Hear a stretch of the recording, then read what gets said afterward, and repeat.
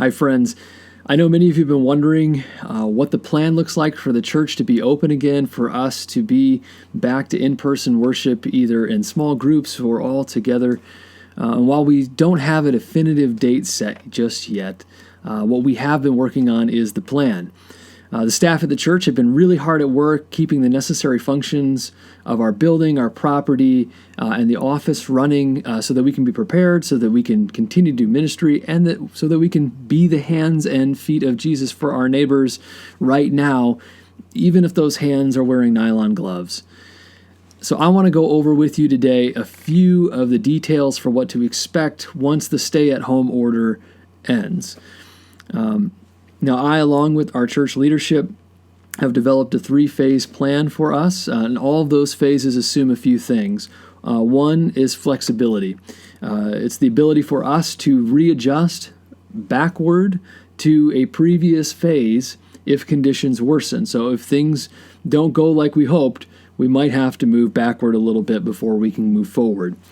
It also assumes that those over the age of 60 or those with underlying conditions will exercise extreme caution when deciding whether or not to participate in any in-person church activities. It also assumes that online worship is and will remain a core part of our outreach and ministry. That's here to stay. It also assumes that masks are going to be a part of what we do. Masks that cover the nose and the mouth will be required for anyone entering the building, and we will work hard to make sure that we have supplies on hand for those that need them. Now, once the stay-at-home order ends, we move into what we're calling Phase 1. Phase 1 is not in-person worship, but Phase 1 does allow us to work with our renters and our support groups like AA, NA, and Al-Anon to get them back into the building, so long as everyone is able to maintain a 10-person or fewer limit on group size and keep up with our social distancing policies and sanitization protocols that we put in place. Some of those things look like staying 6 feet apart from one another when inside the building and in those meetings. Also, making sure that any surfaces that we use are easy to wipe down and clean. Once we're ready to move into the next phase, Phase 2, that is when we'll begin to do some in-person worship.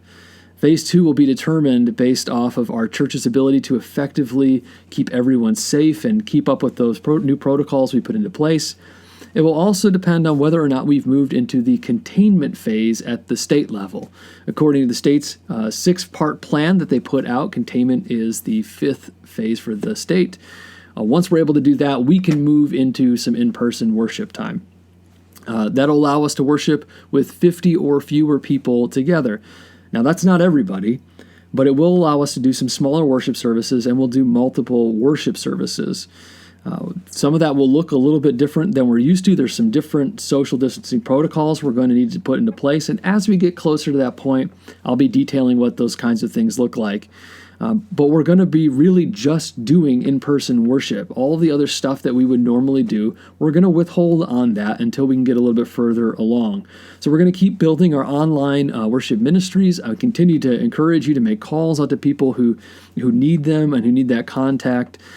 And I just want to remind everyone who's 60 and older and have underlying health conditions, continue to exercise extreme caution in Phase 2. And remember that we will still have online worship services. So those things will still be recorded online. You can still worship live. There's still going to be community there. And as we go along, we'll get better at how we do that as well. But that is what Phase 2 looks like. It's the beginning of us worshiping together in person. Now, there's one more phase in the plan. That's Phase 3. We enter that based on the state's guidelines when the state has moved into what they're calling post-pandemic.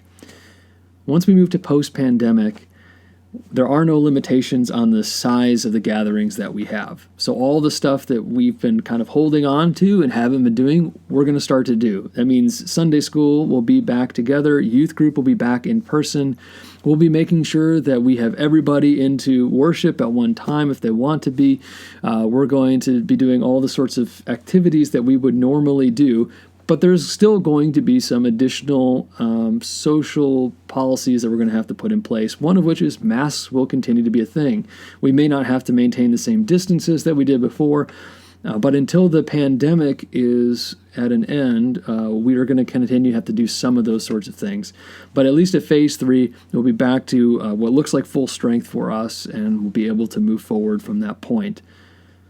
Friends, you can check out the document that's included here that gives additional details about what our plan looks like. And as I said, as we get further out, we'll include more and more details so that everybody's on the same page.